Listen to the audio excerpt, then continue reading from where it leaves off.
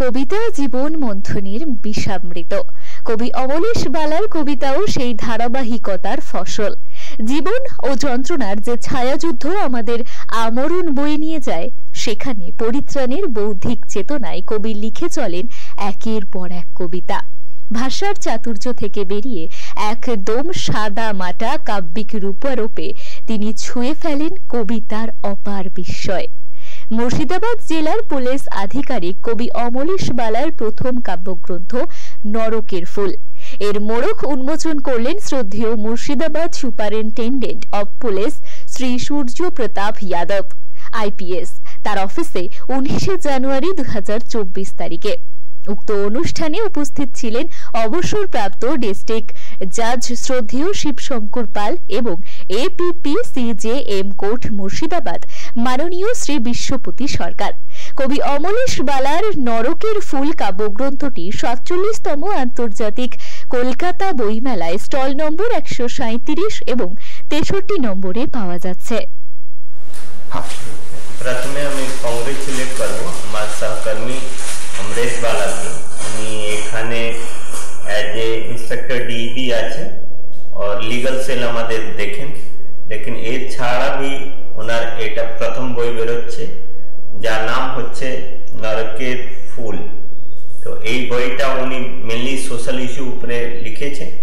বই দেখে ওনার কবিতা শুনে আমার মনে হচ্ছে কি এটা খুবই সুন্দর বই অ্যান্ড যে একে পড়বে নিশ্চয়ই সোশ্যাল অ্যাওয়ারনেস ওর মধ্যে আসবে। তো আই কংগ্রেচুলেট হিম। আমি আশা করছি কি ওনার বই বিখ্যাত হয় অ্যান্ড কলকাতায় বাংলার বাইরে মানুষরা একে গ্রহণ করে, সেটাই আমার উইশ থাকবে। থ্যাংক ইউ বালা। আমার বালা সাহেবের সাথে আলাপ কিছুদিনে, কিন্তু ওনাকে পেয়ে অত্যন্ত আমি আনন্দিত এবং he is very efficient officer. এবং এই কাজের মধ্যে এই যে একটা উনি যে বই প্রকাশ করছেন এবং এই যে একটা বই করেছেন, ওনার যে কবিতা, এই যে কবিতা সম্বন্ধে সমস্ত উনি যে পড়াশোনা করছেন আর কি, এইটা শুনে আমাদের খুব আনন্দ পাচ্ছি। এবং এই বই আশা করি সকলে পড়বেন এবং এটা বাইরে যারা দেখবেন এবং এই বই থেকে আমরা অনেক কিছু জানতে পারবো। এটা সোশ্যাল মাধ্যমে যদি এটা প্রকাশ সবাই দেখবে, পড়বে। এবং এটাই আমি অলকেশ বালা সাহেবকে আমি কৃতজ্ঞতা জানাচ্ছি, আমাদের এসপি সাহেবকে কৃতজ্ঞতা জানাচ্ছি এবং ওনার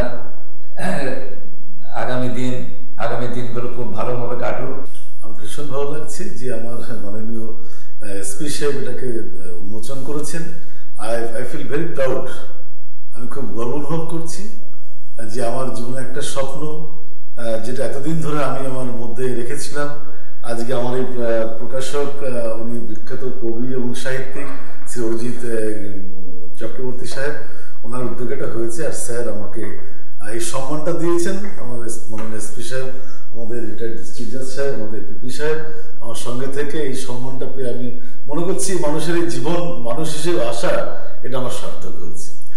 আপনার লেখার মধ্যে মানুষকে আপনি আপনার লেখার মধ্যে কি বার্তা দিতে চেয়েছেন? আমি আসলে ঈশ্বর চেতনার আলোকে একটা সামাজিক দৃষ্টিভঙ্গিকে ব্যাখ্যা করা এবং কি করে এই উন্মোচন, মানে কি করে আমরা উত্তরণ ঘটাবো জীবন থেকে, জীবনের উপরে যে জীবনটা আছে, এই কানেকশন, এই যে রিলেশনশিপটা, এটাকে নিয়ে আমি মূলত লিখেছি। সামাজিক দৃষ্টিভঙ্গিতে এই লেখাটা আমি লিখেছি, আমি লেখাগুলো চেষ্টা করেছি। আপনার এই লেখার পিছনে কোন কোন মানুষের আপনাকে উদ্বুদ্ধ করার সহযোগিতা আছে? আমার তো ডিপার্টমেন্টের স্যারকে অনেকবার শুনিয়েছি কবিতা। স্যার বলেছেন বালা ক্যারিয়ান, মাননীয় এসপি সাহেব, আমার যারা আছেন জাজ সাহেব আছেন, ডিস্ট্রিক্ট জাজ সাহেব, এবং আমার খুব কাছের পিপি সাহেব সবসময় সন্ধ্যার পরে আমার সঙ্গেই থাকেন, লেখার সময় উনি থাকেন। তা এদের অনুপ্রেরণার জন্যই আমি মূলত লিখতে পেরেছি। আর সঙ্গে তো প্রকাশক আছেনই, উনি তো আমাকে খোলস থেকে বার করার জন্য অনেক বেশি উৎসাহ দিয়েছেন।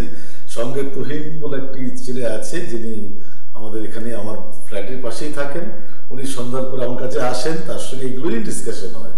তো সবাই মিলে আছে। আপনার এবার জানা গেল যে আপনার বই এইবার ক্যালকাটা ইন্টারন্যাশনাল বুক ফেয়ারে আপনার বইটি পাওয়া যাচ্ছে। আপনি পাঠকদের একটু আমন্ত্রণ জানালে সুবিধা হয়, যে তারা যেন এসে আপনার লেখাটাকে আরো বেশি উন্মোচিত করে মানুষের সামনে তুলে ধরে। যদি একটু এই বিষয়টা একটু যদি বলেন দর্শক। পৃথিবীর প্রত্যেকটা মানুষের জন্য এটা উৎসর্গ করেছি। আমি চাইছি বার্তাটা পৃথিবীর প্রতিটি মানুষের কাছেই যাক, তারা শান্তির বাণী, সমাজ চেতনার বাণী সারা পৃথিবীতে ছড়িয়ে দিক। Bureau report, channel 10।